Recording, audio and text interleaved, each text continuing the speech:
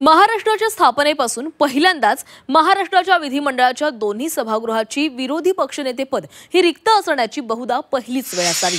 महायुतीचं सरकार मुख्यमंत्री देवेंद्र फडणवीसांच्या नेतृत्वात सत्तेत आल्यापासून विधानसभेमध्ये विरोधी पक्षनेतेच नाहीयेत। पावसाळी अधिवेशनात विधान परिषदेचे विरोधी पक्षनेते अंबादास दानवेंचा कार्यकाळ संपला तेव्हापासून दोन्ही सभागृहाचे विरोधी पक्षनेत्यांची निवड झालेलीच नाहीये। विरोधी पक्षनेते पद हे संविधानिक पद असताना दोन्ही पद अजून रिक्त कशी अशी चर्चा सध्या सुरू आहे। विधानसभेच्या विरोधी पक्षनेते पदासाठी शिवसेना उद्धव बाळासाहेब ठाकरे पक्षाचे भास्कर जाधव हे आग्रही होते। त्यांनी अर्थसंकल्पीय अधिवेशन आणि पावसाळी अधिवेशनामध्ये अर्ज विनंत्या केल्या, पण विधानसभा अध्यक्षांनी विरोधी पक्षनेता निवडीचा विषय अजून मनावरच घेतला नाहीये।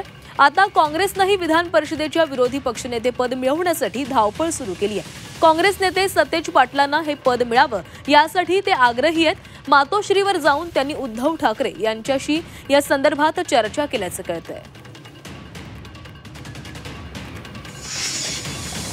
सविस्तर चर्चा झाली आणि अनेक विषयावर चर्चा झाली।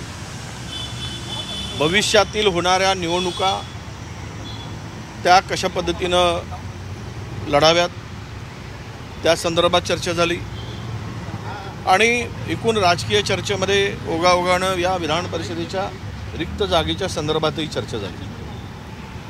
आणि आज पवारसाहेब दिल्लीमध्ये आहेत, उद्याची निवडणूक आहे उपराष्ट्रपती पदाची। ते मुंबईत आल्यानंतर आम्ही त्यांना सुद्धा भेटणार आहोत, आम्ही वेळ मागितला होता।